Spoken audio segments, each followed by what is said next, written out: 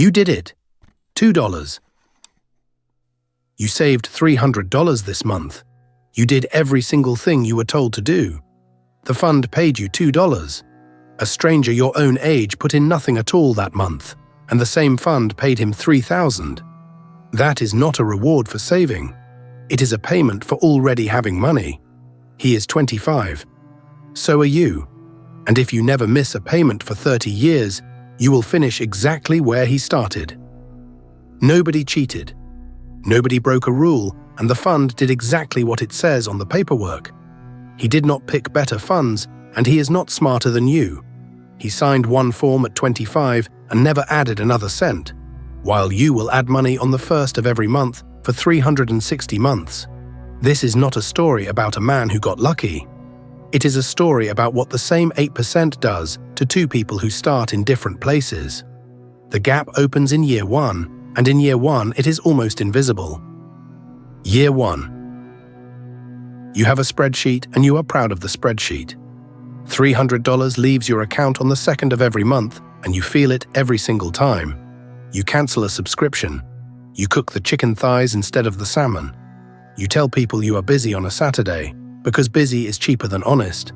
At the end of the year, you open the app. $3,730. 52 Saturdays for $3,730. It is real money. It just is not money that does anything yet.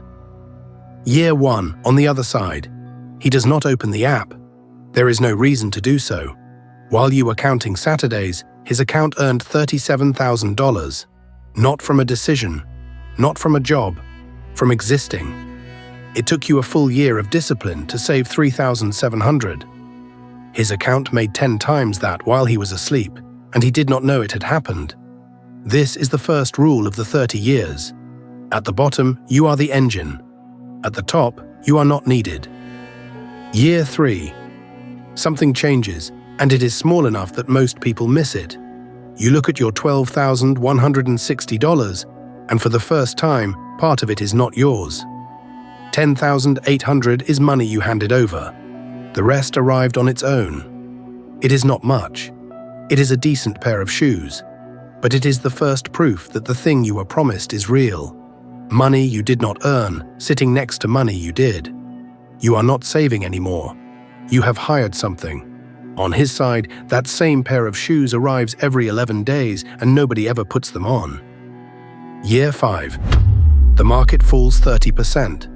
You watch $22,000 turn into 15.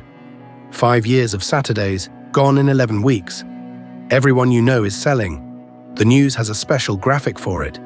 Your father calls to ask if you are okay, which is how you know it is bad. You do not sell. You keep sending the 300. Every chart you will ever be shown afterwards will say this was the right call. In the moment, it feels exactly like being stupid in public. This is the year the crowd beside you gets very small. He does not sell either, and holding costs him nothing. There is a difference, and it is not courage. Your $7,000 loss was 5 years of your life. His $200,000 loss was a number on a page he was not looking at. He did not have to be brave. He had to be uninterested. And when it comes back, and it does come back, he buys nothing extra because there is nothing he needs. Same market, same fall, same recovery. One of you was investing, the other was just present. Year 10. $54,800. You have not missed a month in 120 months. You have moved twice, changed jobs once, and had a year where $300 genuinely hurt. Most of that is yours in the literal sense. 18,000 appeared. This is the year the promise starts to look true. It is also the year you run the numbers and find something unpleasant. At this speed, you will be 55 before this is a life instead of a fund. 10 years in, and you are 1/8 of the way to the number he started with. Here is the part nobody says out loud. The market is not doing this to you. The market does not know you exist.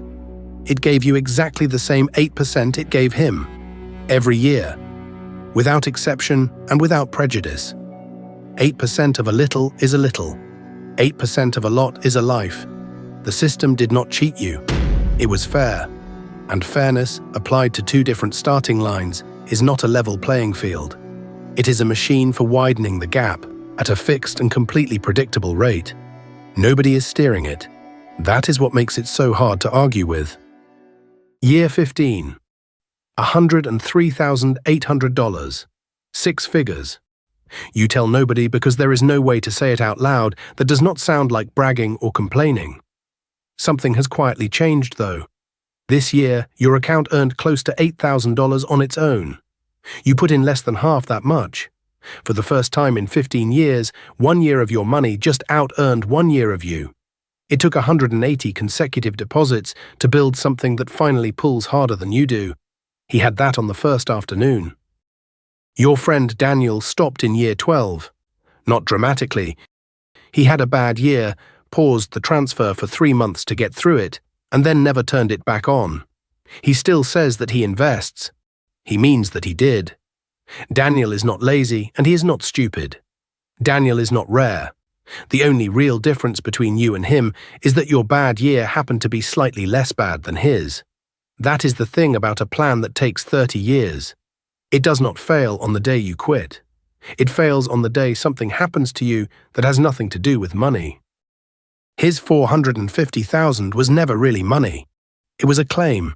Somewhere there is a building and people who live in it, and every month a part of what they earn moves quietly into an account belonging to somebody they have never met. That is not a scandal. It is what owning a thing means. It is the whole difference between having money and having assets. Your $300 a month buys you a very small piece of the same machine. That is real, and it counts. It is also why the piece stays small. You are buying it with your hours. He is buying it with the machine. Year 20. $176,700. You are 45. 240 deposits. You have paid in $72,000 of your own money, and the account has added $104,000 on top of it. Every dollar it has ever grown now outweighs every dollar you have ever sent. Not this year. All 20. That is the moment. That is the exact moment every chart on the internet promises you, and it is real, and it happened to you, and it deserves to land. Then you look up. He is at 2.2 million, and he has still never opened the app. His name does not matter, but his accountant's does. She is called Ruth. Ruth has explained the fund to him 4 times. He nods every time. He could not reliably tell you the difference between a fund and a bank account, and he has never needed to, because nothing in his life has ever depended on him knowing. At 45, he sells nothing and buys nothing, and moves into a house that a portfolio he did not choose is quietly paying for. That is not a moral failure. It is the whole point. The reward for having capital is that you are allowed to be bored by it. Year 25. $285,000. 300 deposits. You have been doing this for longer than some of your colleagues have been alive, and you have started talking about it the way people talk about running. Not as a plan anymore. As a personality. The money is moving fast now. This year alone it grew about $21,000, which is more than you contributed in the whole of the first 5 years. You are 5 years from the finish line. He passed this number in his first month, and he was not watching. 300,000 and 3 million are not two amounts of the same thing. The difference is not what you can buy. It is how many times you are allowed to be wrong. You can be wrong about a job once. You can be wrong about a house once, and it will follow you for a decade. Every choice you have made for 25 years has been quietly priced by the fact that there is no second attempt.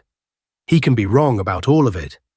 He can back the wrong friend, the wrong idea, the wrong decade, and the account absorbs it without anybody having to mention it at dinner. That is what the gap actually buys. Not comfort. Permission. Year 30. $447,100. 360 deposits. Not one missed. $108,000 of your own money and $339,000 that grew out of time. You did it. Genuinely. Most people do not, and it is worth stopping here because this is the good ending. You are 55 years old and you are holding most of $500,000 that you built out of Saturdays. It is the exact number he started with. 30 years ago, on a Tuesday, before he had thought about it even once. If you're enjoying this, a quick subscribe means you won't miss the next one. Now back to it. So what did his 30 years look like? 450,000 became 4.9 million. He made no deposits. He made no decisions. He did not time anything, read anything, or survive anything, because there is nothing to survive when the numbers were never attached to a Saturday. The same 8% that gave you 339,000 gave him 4.5 million. You did not lose a race. You ran the same race at the same speed, starting 11 laps back. So what would it have taken? Not luck, not timing, not a better fund, just the numbers. To finish those 30 years where he finished them on the same 8%, you would have needed to send $3,300 a month, every month, for 360 months, not 300, 3,300, or you could keep sending your 300 and simply carry on. You would get there. It would take 59 years and you would be 84 years old on the day you arrived. That is the honest answer to catching up. There is no version of this where effort closes it. There is one number that never appears on any of these charts. 30 years, your 20s, your 30s, your 40s, the first half of your 50s. That is what was on the other side of the trade, and it is the only part of it that does not compound. The money arrived. The decades did not come back, and here is the part that makes it bearable. You would do it again. It worked. You are one of the ones it worked for. It is just that nobody tells you the price is not the money. The price is the only thing you had that he never had to spend. We call it compound interest, and we teach it to children as if it were a moral. Be patient. Start early. Time in the market. All of it is true, and none of it is the mechanism. Compound interest is not a reward for patience. It is a multiplier on position. It does not ask how hard you worked, how early you started, or how many Saturdays you gave up. It asks one question every year of everybody, and the question is this: how much do you already have? That is the whole engine. Nothing is hidden in it. It is on the first page of every finance textbook, and it is still the most underestimated sentence in your life. So what actually moved your number? Not the 8%. The 8% was identical for both of you, every year, all 30 years. What moved your number was the $300. And where the $300 came from was your income. This is the uncomfortable part. Returns were the same for everybody. That is exactly why they cannot be the difference. What came in and what was handed down. That is the whole list. The difference was decided before the first deposit.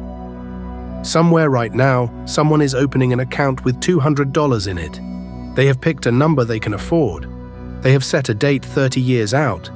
They have read that time in the market beats timing the market. They are about to spend 3 decades proving it. They will not miss a month. They will hold through 2 crashes. They will arrive. And on the day they arrive, they will be standing exactly where somebody else was born. They do not know that yet. That is what makes it possible to start. If you liked this one, hit like and subscribe. Got a topic you want us to break down? Drop it in the comments. We're here to answer the simple question behind everything. Why money?